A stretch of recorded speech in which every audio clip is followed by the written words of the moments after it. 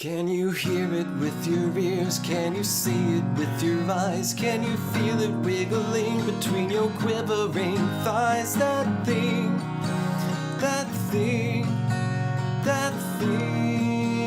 with James. Once every millennium something will come along. When you feel it you will know it, 'cause it's coming on strong. That thing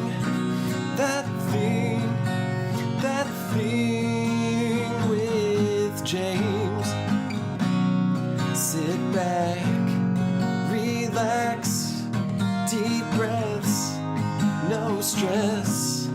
Let me come inside your mind. I promise you it won't take long, the change will happen soon. You will feel something so special growing deep within you. That thing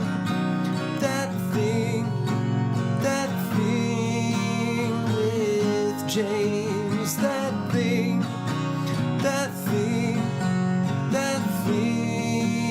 with James.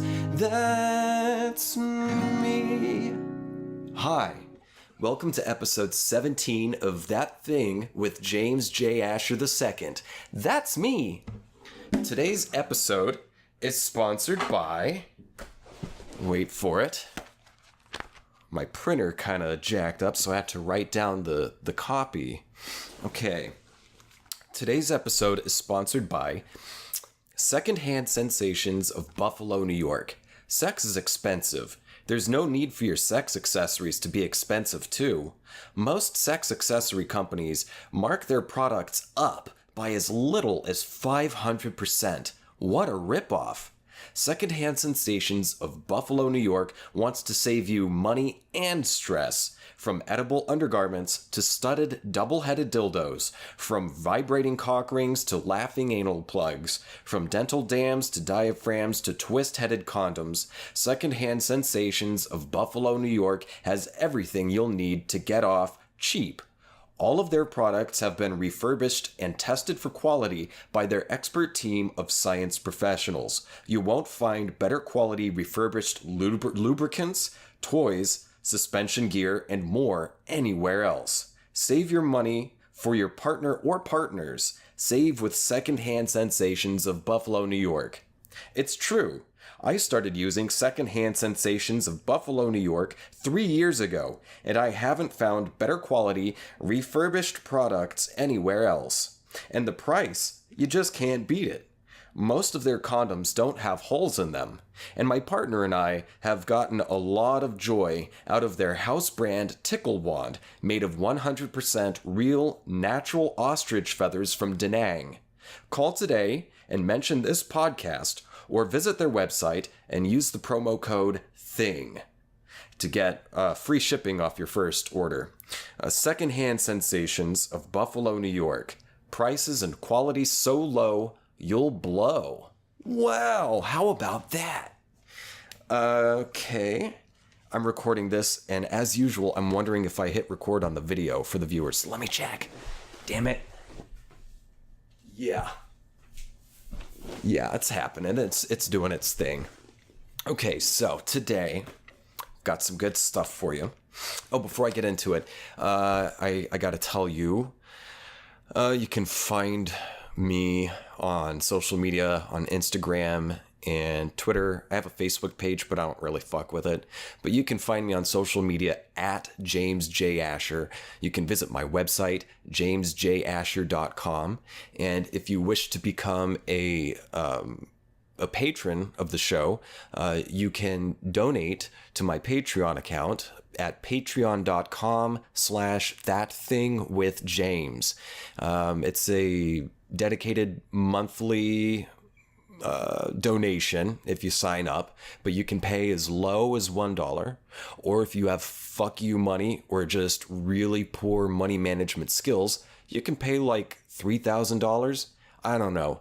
I put one of them where it was like the limit. I forget if it was $3,000 or $30,000. Either way, one of those two would definitely pay off my student loans. So if you want to be a patron, check out patreon.com/ThatThingWithJames. You can help me out, and I can continue to bring you more and better content. Hopefully one of these days, I won't need maybe this could be like my day job, this and other shit.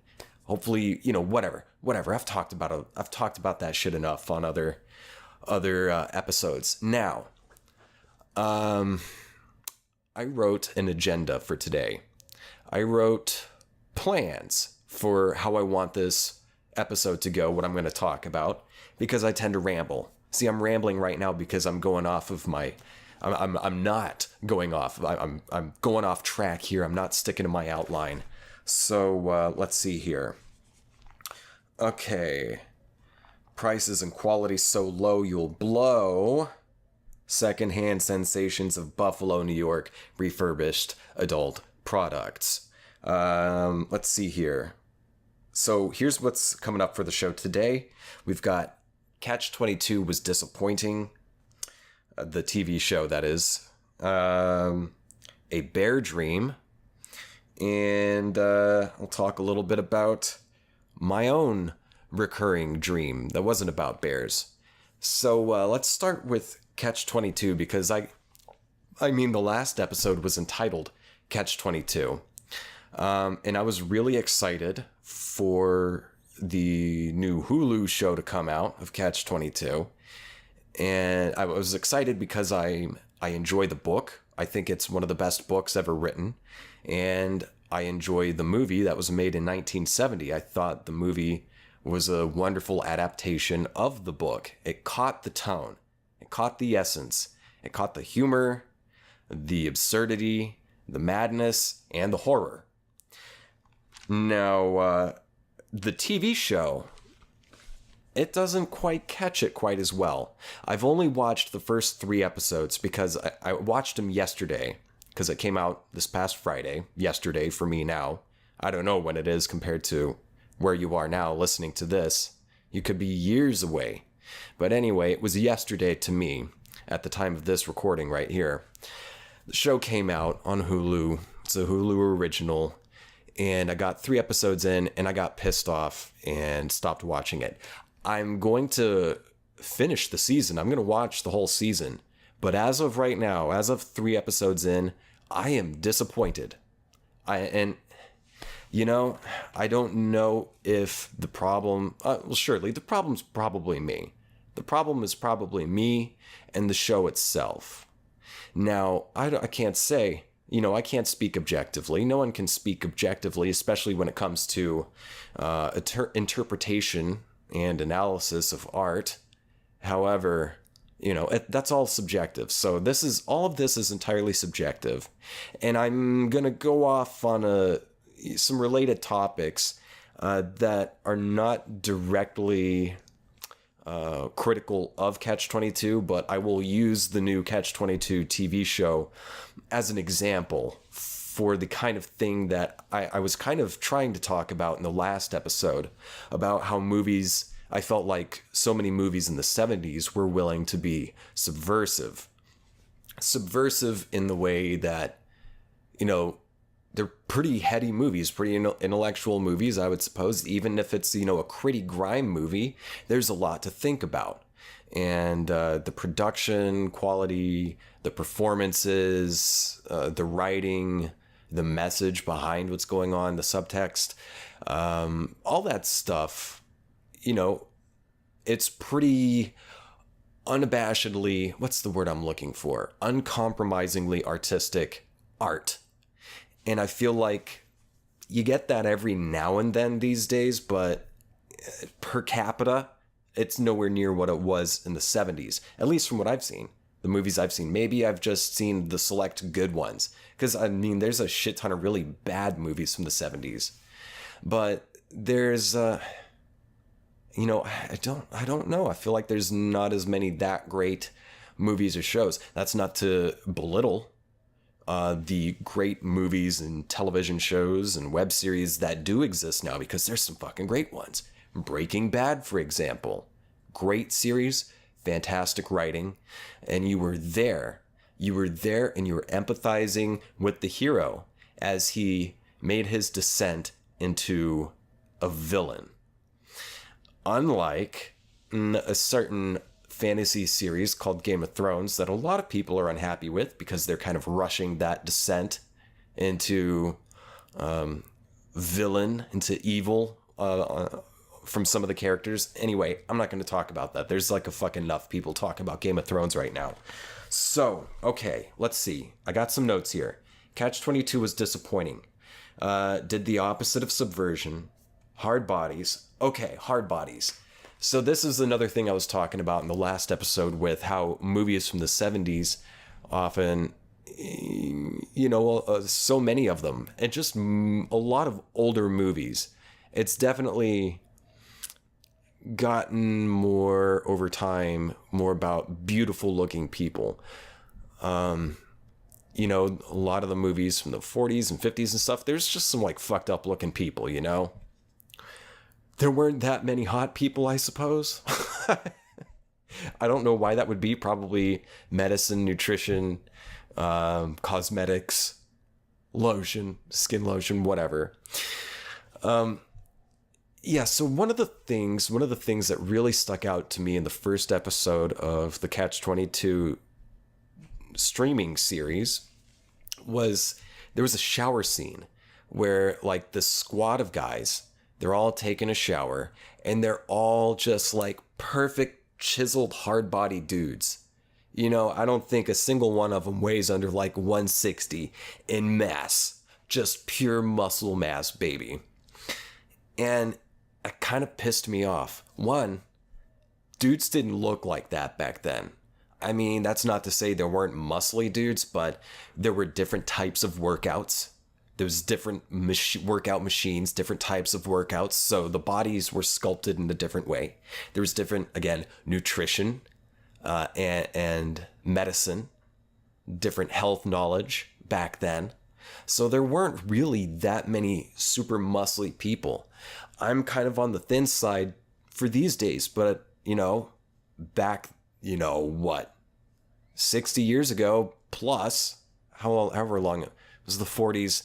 I don't want to do math right now.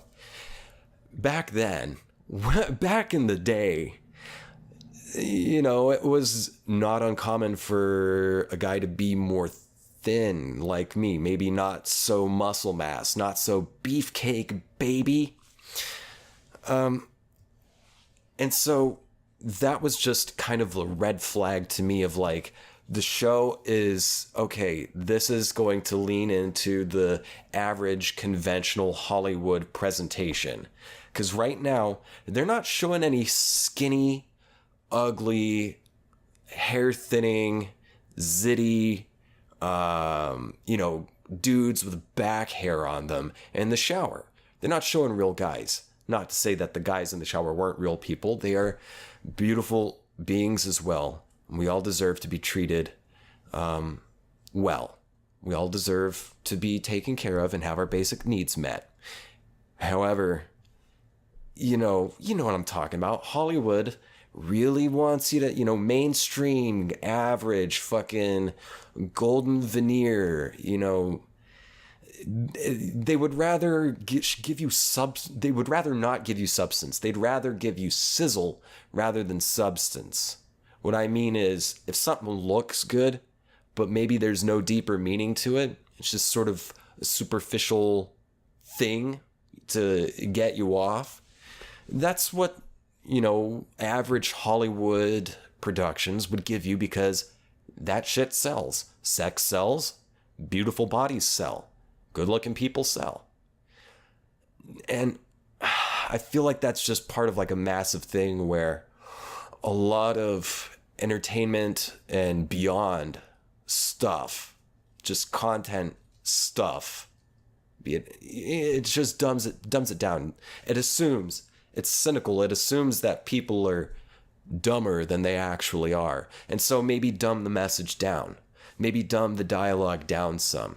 Because someone might come in, like an executive might come in and say, oh, people aren't going to get this. Because maybe that executive doesn't fucking get what they're talking about in a really snappy, good, fucking meaty, flavorful, back and forth, flavorful dialogue.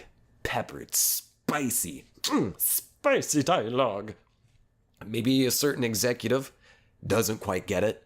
So then they assume, oh, the average person's just, they're not that smart. They're not going to get this. It's too smart. And of course, Mr. Suit Executive, he's not going to admit that he doesn't understand it. He's just going to pretend like he does and say, oh, people, they won't get this. You gotta simplify it. It's dumb it down a little bit. Push those tits up, baby. Tighten those pants. Let's show that bulge. Yeah. Shave that back hair. Put a fucking, that guy's got back hair. Get him out of here. I want someone lasered. I want an Adonis. I want an Adonis in the shower with Yossarian, who's also a fucking Adonis. The actor, he's a good actor. The guy playing Yossarian, the main character. He was one of the dudes in that show, Girls. I don't know his name, but he's playing Yossarian. I got no problem with that. But he's so fucking buff. Just so fucking buff. And I really cannot picture Yossarian from the book being quite that buff. Now maybe I'm just salty. Maybe I'm just sweaty. And baby, I am sweaty because I've got the AC turned off so the sound isn't more fucked. But it is hot and humid in this apartment. And so yeah, maybe I'm sweaty and salty about show Yossarian and his fucking, beefcake, beef sausage body. He's just like beefcake stacked man, muscle man. And I'm having a hard time picturing the Yossarian from the books looking like that. I picture Yossarian more like just maybe kind of average, maybe. I picture him like me because I'm a fucking narcissist. To a certain extent, to a healthy extent. We all picture ourselves in roles that we really enjoy. If you feel like you can really identify with a character from a book, you would maybe see yourself as that person. Maybe. Or maybe I'm more narcissistic than I know. I don't know. Wow. Wow, that made me think. I hope I'm not a narcissist. I hope I'm not a malignant. I hope my narcissism is not malignant. I hope it's not, bad. I hope it's just healthy. I try to stay healthy. I try to stay grounded. Whatever. On with the show. Hard bodies. So yeah. In the 70s movies, fucking Scorsese, still today, he's not afraid to feature ugly people. They're not afraid to feature ugly people. And now they're, at first, so in the first episode of Catch-22, there was a lot of beefcakes in the shower, and I was like, oh, fucking come on, really? They're all hard-body dudes, and they got no character. I hope you can't hear that. My downstairs neighbor's been running his fucking wood machines all day. It's been going on for hours. It's 7 p.m. right now, dude. On a Saturday. Give it a break. Give it a fucking break. I'm trying to record my podcast. I know you don't know that. But I don't want to have to go down there and tell you to maybe keep it down and then have to get into a fucking conversation. Because I want to record this thing. I don't want to have a fucking conversation, man. What was I saying? Yeah, okay. Did the opposite of subversion. In what way, though? Dude, let's see here. This is why it's fucking hard for me with... I even get confused with goddamn outlines. Okay, hard bodies, no humor or absurdism, turn into a melodrama. Okay, either stick to the source material or make something original. All right. The Office style camera work is cheap and overused. Okay. Scorsese camera work is brilliant, has character picture. It's like a voyeur. Okay. Melodramatic emoting is not acting. Just say the fucking line. Okay. Emotions are capricious. Go for goals. Piss corduroy pants Robin. Those are my notes. Let me try to make some fucking sense of it. All right. Okay. So I've talked about the hard body dudes. And that was already a sign that they were going for, your average kind of production. Another thing that's stuck out to me that I thought maybe they would get used to it. Again, I'm only 3 episodes into the show, but they're using the it's used so much today because it got really popular with that show, The Office. I saw a few episodes of the British version years ago. I don't remember it. But the American version I remember well.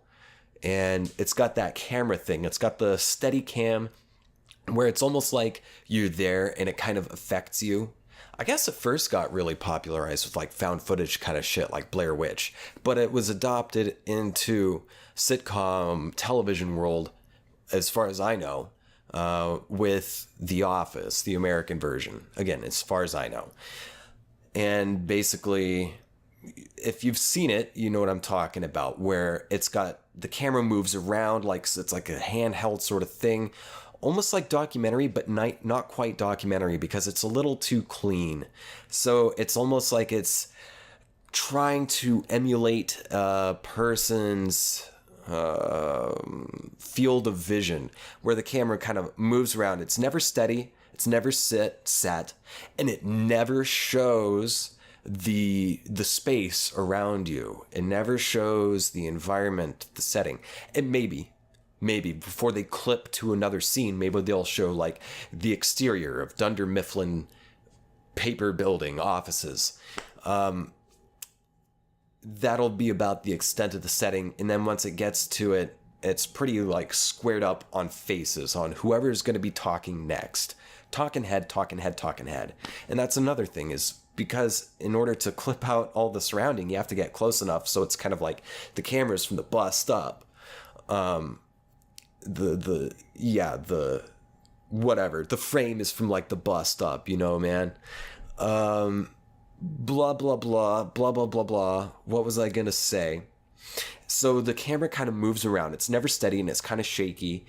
And if it's showing a broader shot to get a few characters in, it's still not going to go too broad and show the entire space and the characters living within that space. It's just focusing only on the characters, not the space.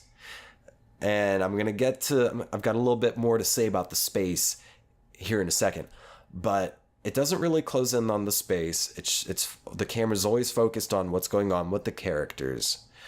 So it might broaden out, but if someone wants to have a reaction or something, the camera will kind of pretty quickly zoom in on the person's face so you can see their expression. But even then, the camera is not really steady. It doesn't really set. There's no real panning either. Not a lot of pans. It's just kind of like zip around, and then it'll kind of zoom in on a person's face and kind of wobble a little bit. Or maybe if there's some kind of action, they'll shake the camera to, I guess the goal is to give the viewer a sense of action. So one of the things is that's used a lot today in so many different TV shows, mostly TV shows. You see it in stuff like, what's the name of that show? Cloud9 or Superstore. That show does it. There's just so many shows that do that, and Catch-22 does it as well. It does get a little bit of the environment, but not in a way that Martin Scorsese captured environment. So if you've never seen a Martin Scorsese movie, I urge you to watch them. Goodfellas. If you really want to go hard, start with I haven't seen Mean Streets. I think that was his first one, technically. But if you really want to get in it, jump right in and watch Taxi Driver. Oh, dude, it's so fucking gritty. But then move on to Goodfellas and Casino and so many others. The Last Temptation of Christ. Silence. Ooh, the recent one, Silence, about the Jesuit priests in Japan. Oh, such a good movie. But one of the things that Scorsese does is that with the camera, he uses the camera as if it were kind of like another person, like another character in the scene.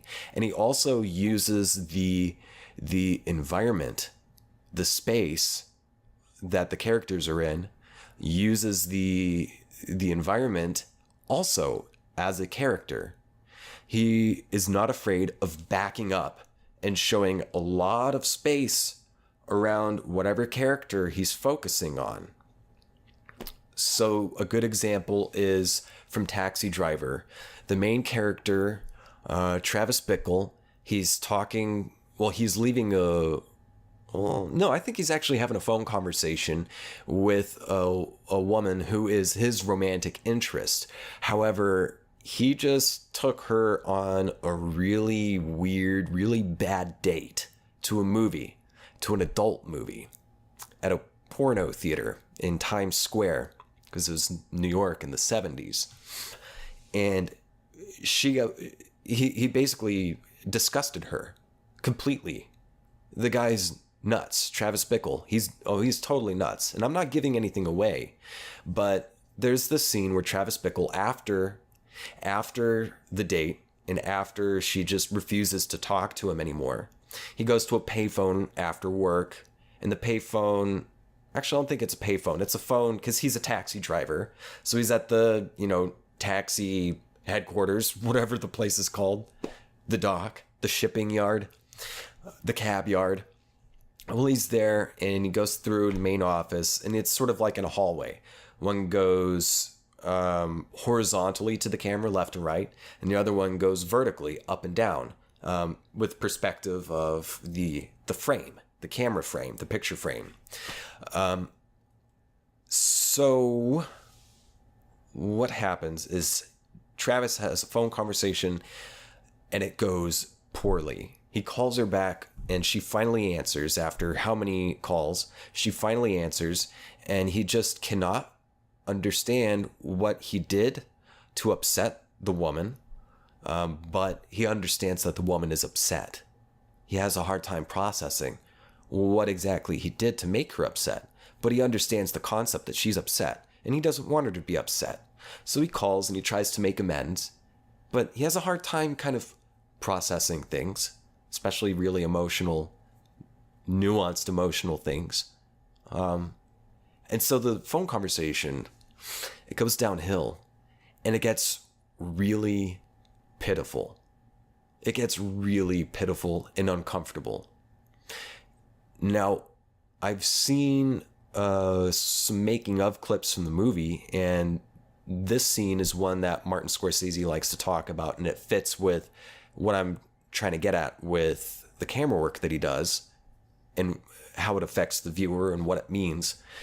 He said that in that scene, you're backed up. It starts off, it shows Travis Bickle, the main character, on the phone. It's kind of up close, and he's leaning up on the telephone, and he's calling her, and he's talking to her.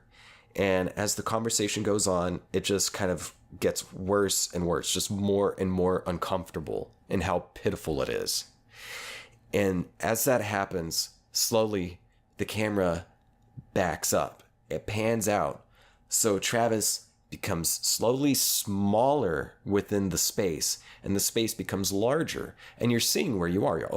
You're in a hallway, in an adjacent hallway. And so it backs up, and it shows him in the space, and he's just this little guy in this big, big space. And as the conversation reaches its climax of like, dude, oh my God, you need to take a shower, and I need to take a shower. It's ultimate pity. It's ultimate feeling. The camera pans away from him.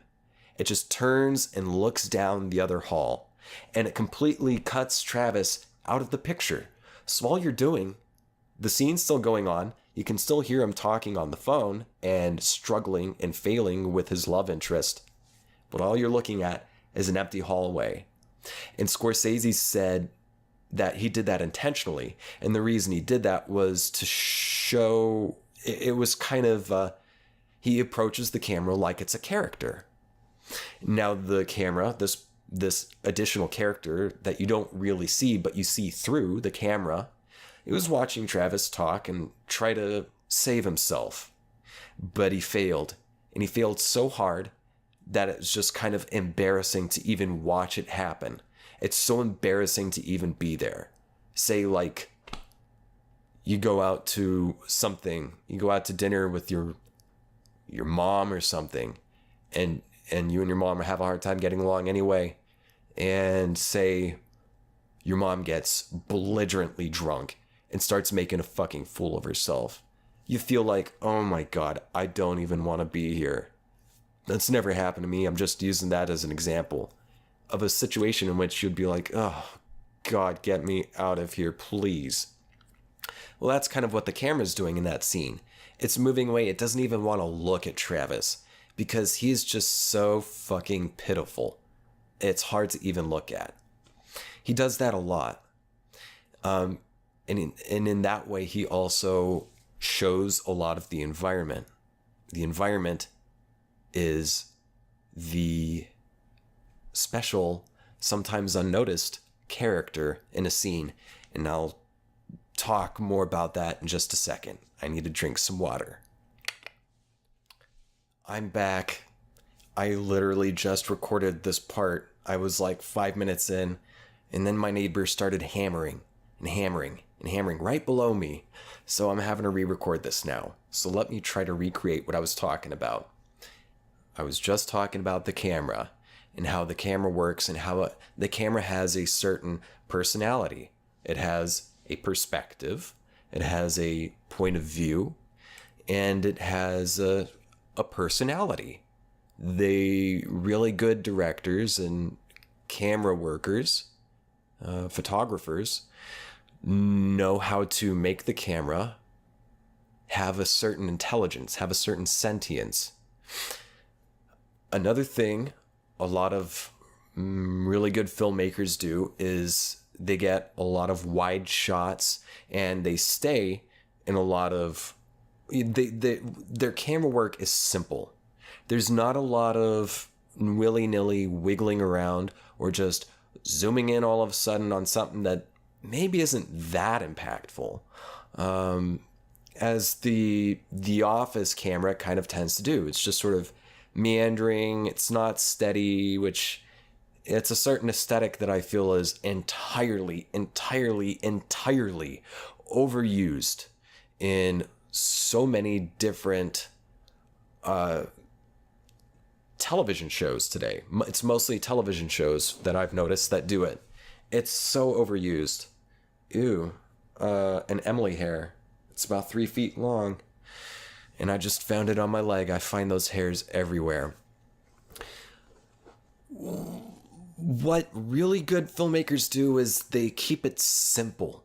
They keep the camera movements simple. Just stick it down and pan when you need to. The only reason you should make any kind of movement with the camera is to narrate. It's to narrate. The Office camera movement, it's not really narrating. There's no real reason behind the camera movement, just kind of like ambling around, breathing around. There's no real reason for it other than just aesthetic. It's just aesthetic. There's no other message to communicate there. What really good directors do is they use the camera movements very... What's the word? They have a damn good reason to move the camera at all. Just stick it down, get the space. Move in when you need to move in, pan when you need to pan away. But all in all, at the end of the day, use the camera to narrate, to communicate, to direct the action. Have a reason for moving the camera. Otherwise, just leave it the fuck alone. And also, don't just cut face. That's a thing that television shows and movies do so much. It's just close up, face, and then another face, another talking head, and another talking head. And then it shows, oh, here's the setting. And then it zooms in so you see who's talking, these two people, you see the whole bodies, and they're having a conversation. So then you get in closer on the conversation, and it's just talking head, showing each person's face, maybe their reactions. It gets boring. It's repetitive and boring. And it never stops. It just goes that way throughout, forever.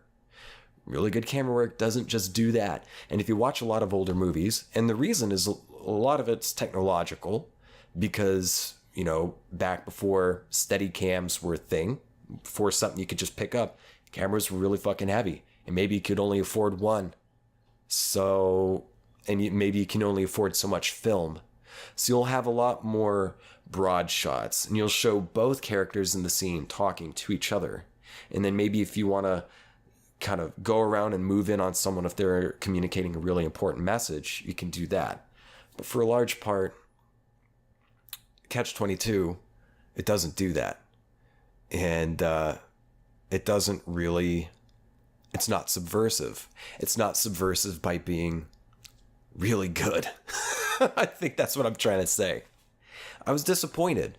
They took one of the funniest comedies I've ever read, and I do consider Catch-22 a comedy. It's a very dark comedy, but it's a comedy, for sure. They took one of the best comedies ever written, one of the best satires. It's a comedy satire. It's comedic, it's horrific, it's absurd, but at the end of the day, it's a satire with a certain type of aesthetic. And the TV show just completely threw that out the window. They somehow took the funny out of it. They took the funny out of a comedy, and they took the absurdity out of an absurdist piece.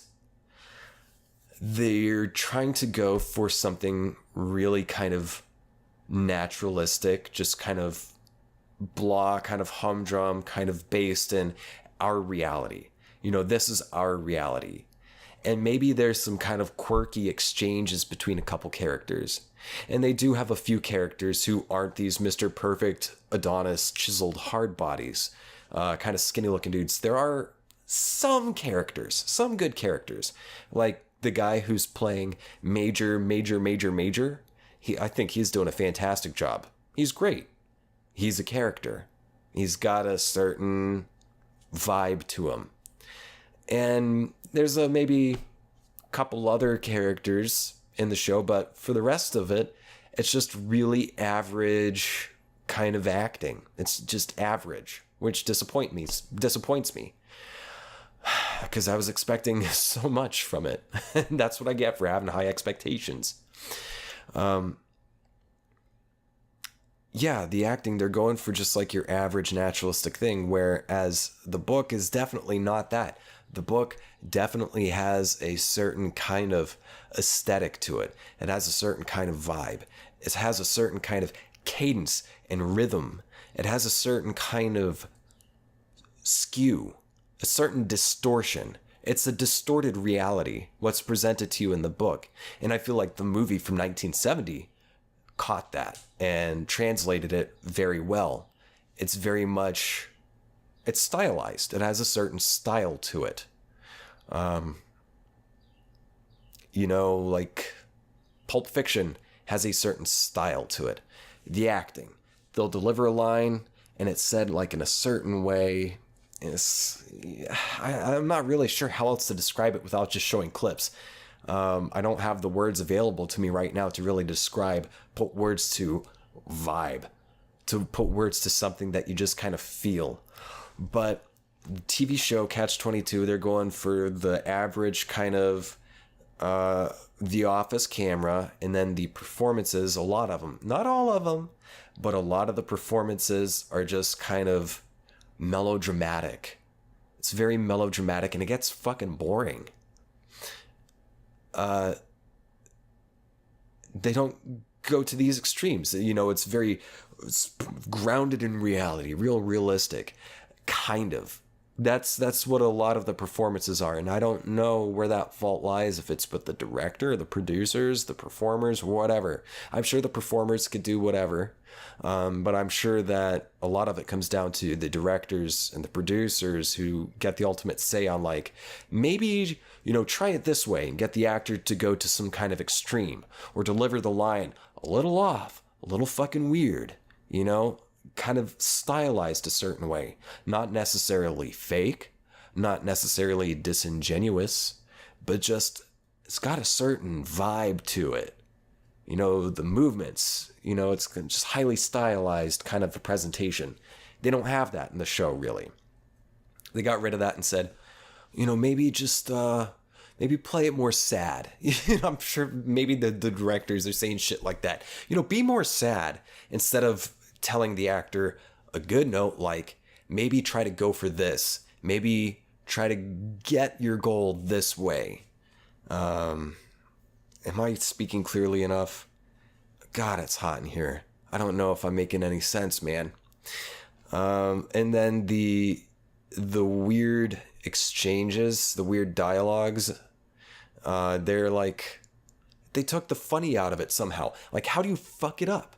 Like, it's like taking fucking Laurel and Hardy and turning it into, I don't know, Big Bang Theory. It's like taking the Three Stooges. The Three Stooges have a certain fucking style to it. And taking that style out and making it just, the performances just kind of more realistic, quote unquote realistic. Just taking all the style out of fucking Looney Tunes or something. Like, how do you do that? It's perfect the way it is. And I'm having a hard time seeing how they managed to take the style and the humor and the absurdity and just water it all down because it's right there in the book. And also one of the ways that they've kind of dumbed it down, watered it down, is by just, turning it into your average Hollywood TV show presentation, giving characters names that don't have names, cutting out vital parts of scenes, mixing up different scenes. I have no problem with mixing up different scenes because it's a reimagination, say it's an adaptation. You can take creative license with it. However, when it fucks with the vibe, when it fucks with the style and makes it not, just makes it boring, why would you do that? Let's see, what time am I at here? Am I about to... Oh, no. I'm only 11 minutes in. We're on this thing. Okay. All right. So, yeah, dude, they watered it down. I hope this isn't boring. Again, like hours ago, before I worked out today, like hours ago, I was running all this through in my head, and it was just like fucking on point and succinct and on task. And then now... I've got the AC off and it's hot and I'm recording and I feel like I'm struggling a bit more. I hope I'm communicating okay. Yeah. So they turned the show into a melodrama. They turned a very dark, absurdist satire into a melodrama war movie that kind of says, wouldn't this be absurd? Like, wouldn't this be absurd if they did this? But then they just totally play it down. They play it all down. And that sucks. And playing it all down isn't necessarily good. Melodramatic is not necessarily good. There's a lot of the performances, the guys just don't go far enough, one. You can do a lot more. You can have fun with it. That's what I'm trying to say with the acting. You can have fun with it. But the actors, a lot of them, they aren't having fun with it. Even the main character, Yossarian. You should have fun with it, dude. Whatever your name is, have fun with it. And maybe you did try to have fun with it. And if you did, bully for you, bro. But if you did, then someone along the line, the director, producer, editor, somebody took it down. They took the fun out of it. It's supposed to be fun, even though it's dark material, dark subject matter. It should be fun because that's the way the book is. And that's the part of the message. You make it fun so you can get these really hard messages in there, these hard to deal with messages. People learn more. They're more willing to accept when they're engaged, and they're engaged when they're entertained and having fun. They took the fun out of Catch-22. That's the fucking word I was looking for, man. Yeah. Just have fun with it. And they don't have fun with it, and they just turned it into every other fucking TV show and made the characters not have fun. What about a fucking drama? And they turned it into a drama, which pisses me off. What about a drama necessitates boring anyway? There's so many dramas out there where it's just fucking boring. It's meaningful look, after meaningful look, after brooding, and then more meaningful looks, and then more brooding, and then maybe an extreme emotion with a quavering voice and cracking, and I told you not to fucking sleep with her, you whore, you fucking slut. I told you not to do it. That's what I mean when it's melodramatic. It's soap opera acting. It's emoting. That's not acting, dude. That's just emoting. And yeah, I say, sure, maybe it is acting because they're performing an action, but it's a certain style of acting that I don't dig, baby. I don't like it. It's fucking boring. I don't like it. Doesn't keep me interested. What does keep me interested is, you can go for naturalistic. Naturalistic acting doesn't mean it's just fucking dumbed down or emotive or anything. A lot of times, one of the things, okay, acting lesson here. I like to watch and read a lot of acting advice stuff. I'm a student of acting. I love it. I always will learn more about it. It's a constant journey. It's a quest for character. Read and watched some advice by Robert De Niro, and his biggest note is don't do so much. That's his fucking note. That's De Niro's main fucking note for any actor, any age, any location, any time, is don't do too much. You naturally, when you're acting, your natural urge, anyone's natural urge, is to try to do more. Try to do more. Try to push it a little more. Oh, this is an emotional scene. Maybe I should try to push my emotions a little more. And that's when you end up with just kind of melodrama, soap opera acting. Don't push it. Don't push it. Don't play the emotion. Don't try to affect the emotion. Don't even push for the emotion. Don't even think about the fucking emotion. Because as soon as you do that, then you're acting, quote unquote, acting. An audience can smell it, and they can smell that it stinks. He says, don't do too much. He says, the only thing you have to do is a lot less than you think you have to do. And that's his note. Just don't do too much. And he said one of the things is like, say you've got a scene where you're mad or you're upset or you're on the verge of tears or something. What happens in real life? Does someone start going, you fucking whore? And I just came in and I think I saw someone get hit by a taxi. The taxi driver, he didn't even stop. He just kept driving. He just drove off. It was horrible. There was so much blood. It's doing too much. And that's not real. People don't do that in real life, dude.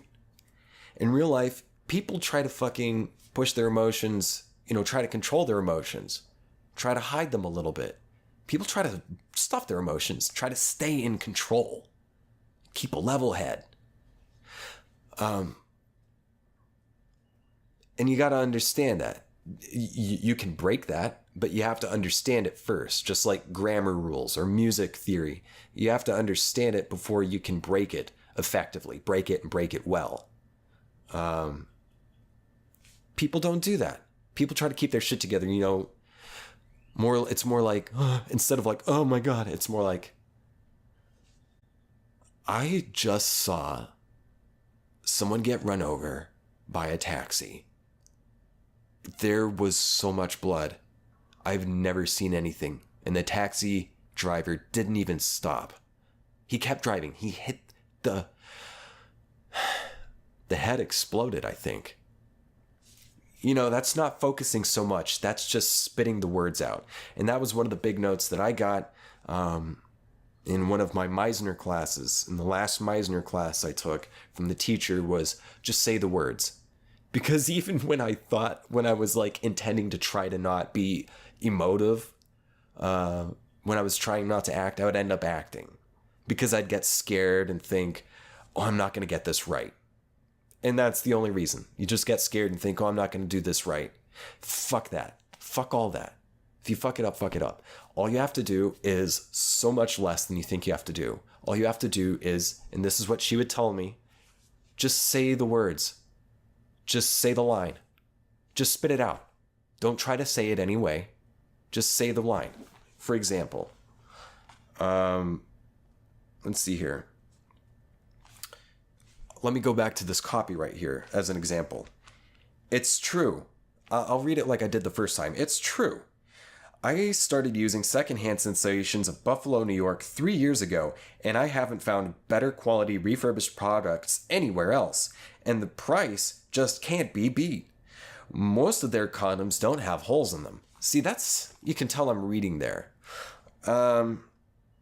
So instead, just say the line. Don't try to say it in any certain way. It's true. I started using secondhand sensations of Buffalo, New York 3 years ago, and I haven't found better quality refurbished products anywhere else. And the price just can't be beat. Most of their condoms don't have holes in them. And my partner and I have gotten a lot of joy out of their house brand tickle wand made of 100% real, natural ostrich feathers from Da Nang.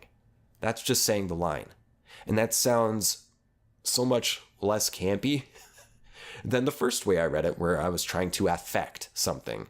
So yeah, Catch-22 could use some better performances, or if the performances are fine, it could use some better directors and editors. Maybe it's great. Maybe I'm just jaded. But I have high expectations, and I demand good things. Because I demand excellence, god damn it. I demand excellence. Because if more people are trying to reach excellence instead of mediocrity, instead of playing it safe, instead of saying, oh, well, we've got these hard bodies, that stuff sells. Fuck that. Fuck that. Don't even think about that. All you need to think about is this authentic? Am I getting the message across? And is it being done well? Yeah. Oh, yeah.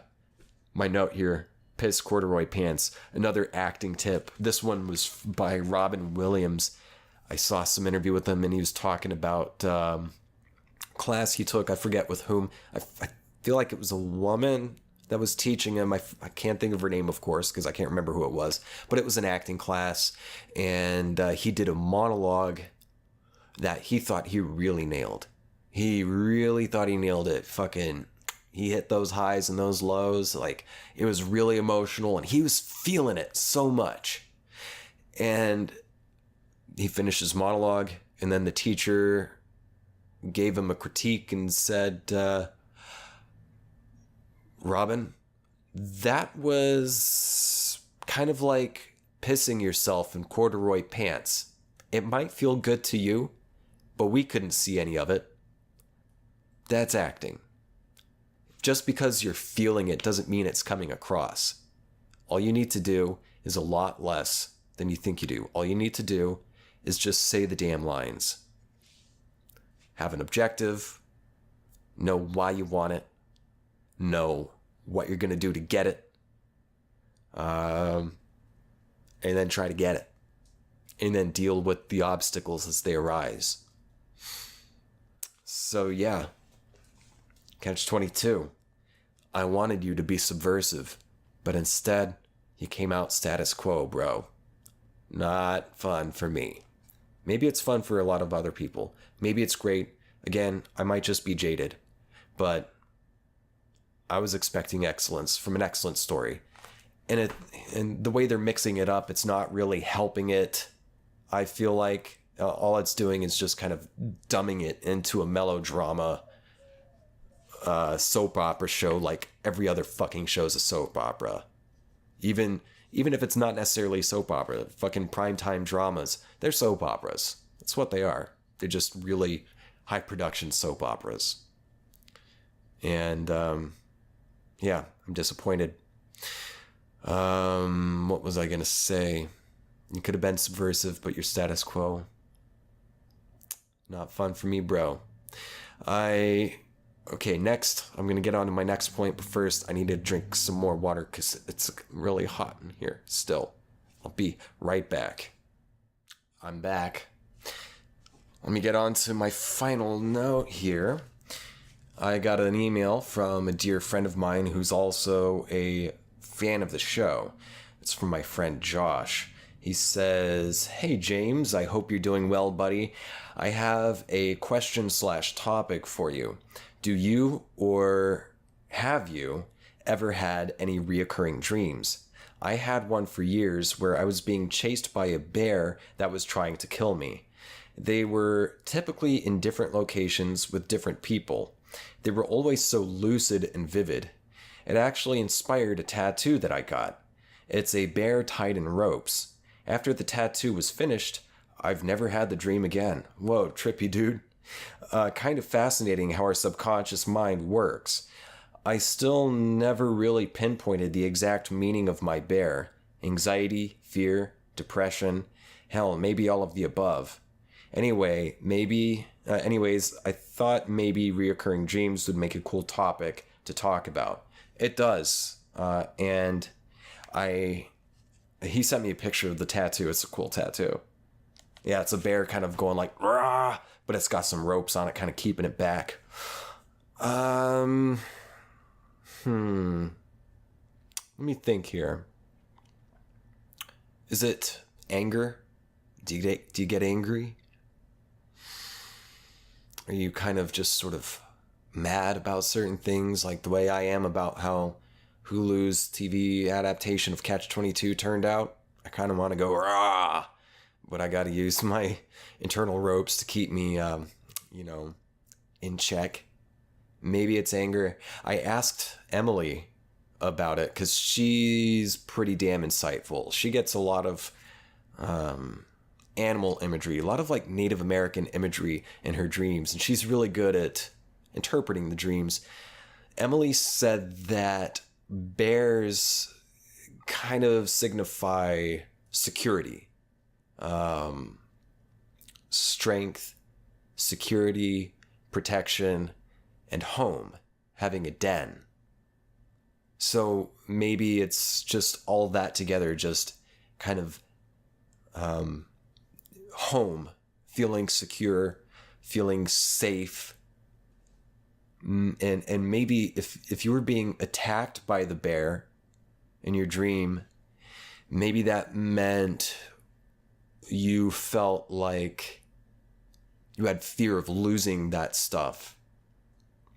Fear of losing that security, losing a home, losing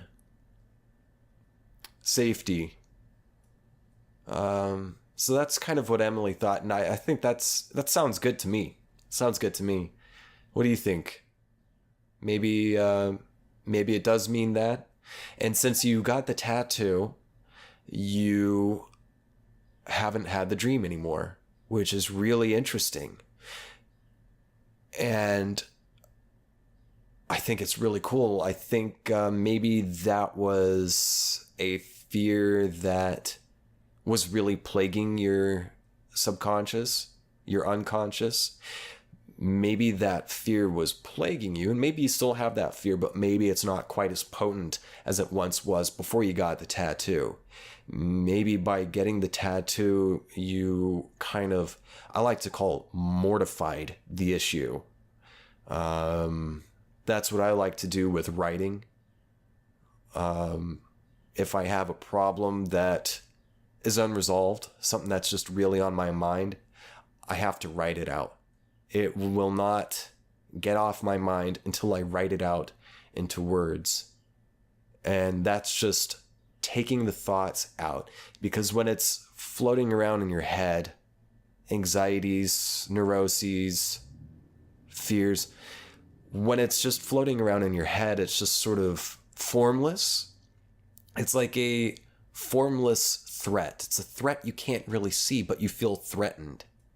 So by turning it into some kind of art, turning it into words or an image, a tattoo, painting, a sound, music, by doing that, you are extracting that feeling and putting form to it. You're defining that feeling. You're defining that thought.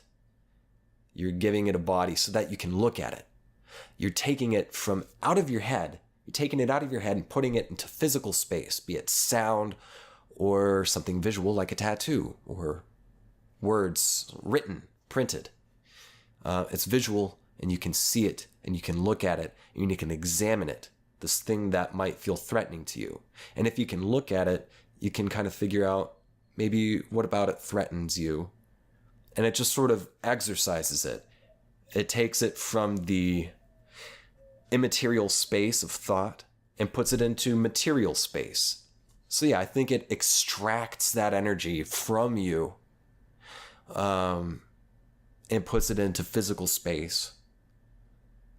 And you can just understand it more. And through that extraction, you've kind of exorcised that demon. And for me, it's when I write something out, I call it mortification.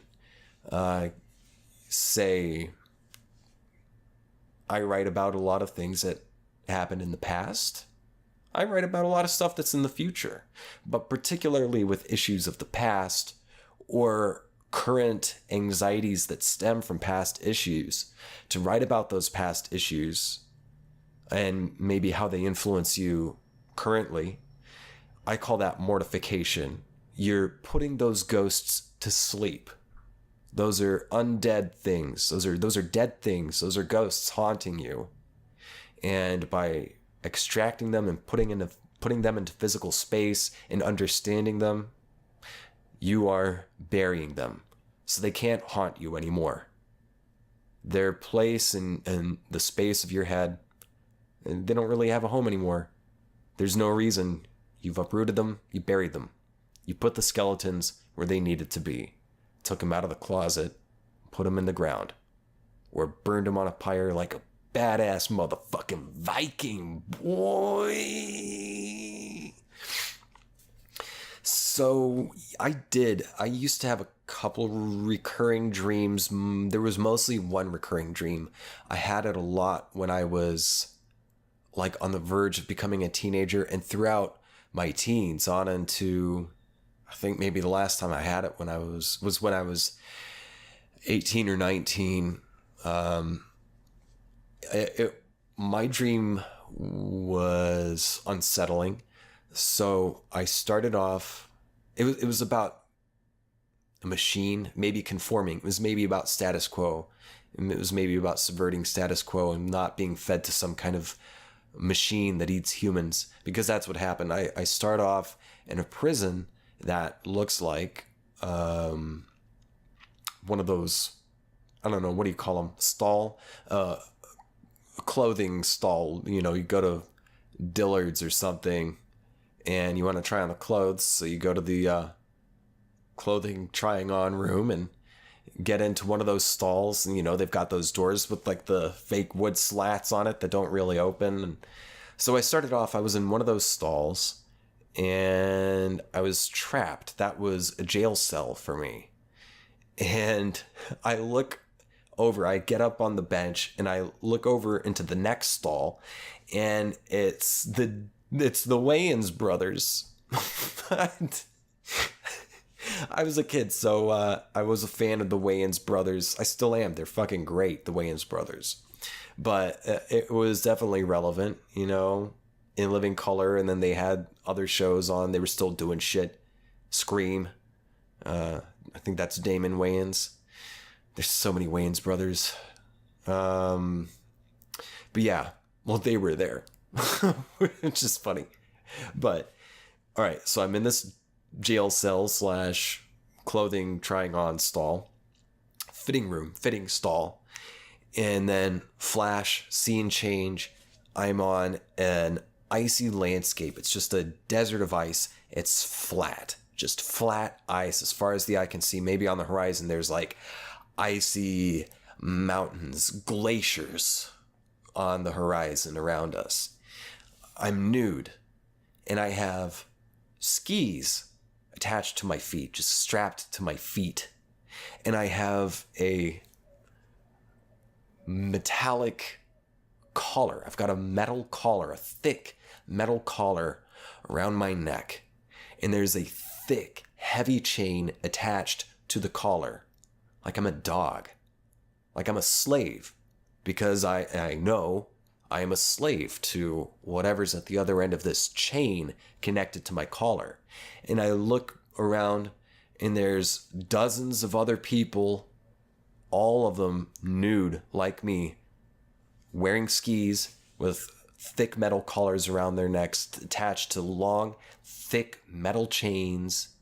And we're all being dragged, nude, frostbitten, across this flat, icy desert landscape. We're being dragged by our chains like dogs, like slaves, on our sleds, on our shoe sleds, our skis. And there's one thing holding all the chains, and it's a giant humanoid machine.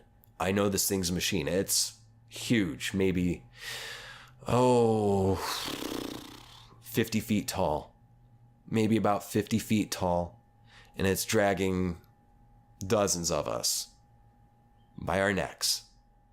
And that's when I know I'm a fucking slave to this machine, this humanoid machine.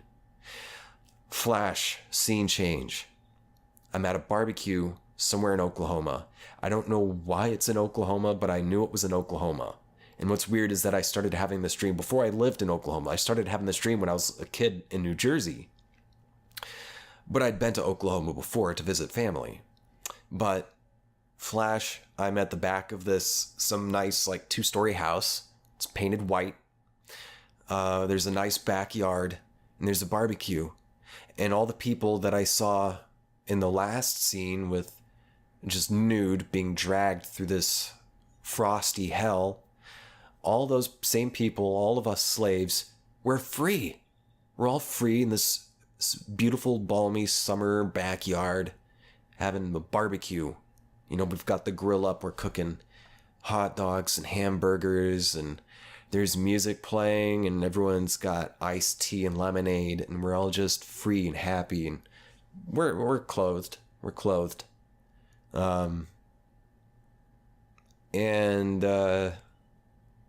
It's all good times. And the sun's out. It's at maybe 3 p.m. The sun's about there. But then I've got my back to the sun. I'm facing the other direction talking to somebody. And then everything goes dark. Not like night, but a shadow is cast over us, like a big cloud covering the sun. But it's not a cloud. When I turn around, it is the giant humanoid machine standing there, looming over us. And it's not looking very happy. It looks like it's going to attack us. So I run toward it like a hero, because I guess it's my dream and that's just what happens in the dream. I run toward it, and there's bushes, like hedges, along the sides of this backyard. It's kind of a longer backyard, not too long though. It's not like crazy long, but it's not small. I'm running toward the machine, and there's a rustle in the hedgerow beside me, and out pops a Bowie knife and an M16 machine gun, an M16 assault rifle. I pick up the weapons. I pick up the assault rifle, and I put the knife in my teeth because pirates are cool, you know? I pick up the assault rifle, I switch it to fully automatic, and I just unload an entire magazine of cartridges. I just unload on the machine, and then it staggers and falls to the ground. And it's sparking and stuff. I run up to it with that fucking knife between my teeth. I throw the gun down because I'm out of bullets. Throw the gun down. I run up to the machine that's kneeling and just like fell down on its side. And then I jump up on top of it. I take the knife and I just rip its neck open. It's like fake neck skin, and I expose all these wires. It's kind of like veins, but it's wires, electric wires.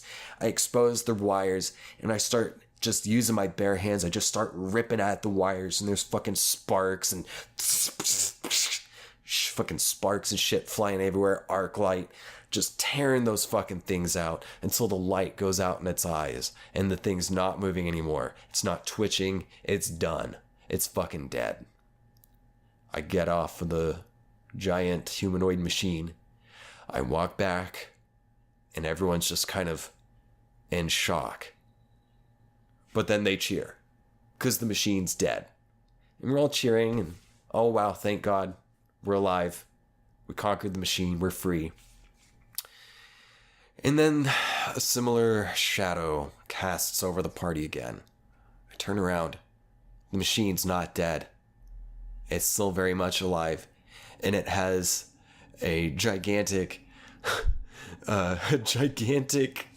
fragmentation grenade in its gigantic hand. And it pulls the pin, and it cocks its arm back.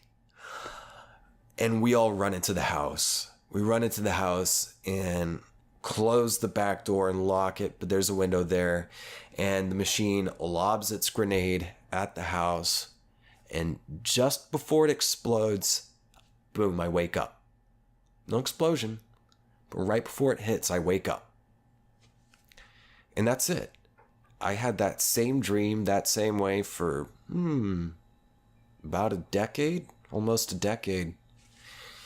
So, I'm not entirely sure. I've got some ideas about what I think it means, but I'm not entirely sure. I'm not going to say I know, but I have my suspicions. It's about freedom. That's one of my anxieties, is feeling trapped. I don't like to feel trapped. So yeah. That's all I've got to say. Fun episode, huh? Again, you can find me on social media. I'm on mostly Instagram and Twitter. Find me at James J. Asher.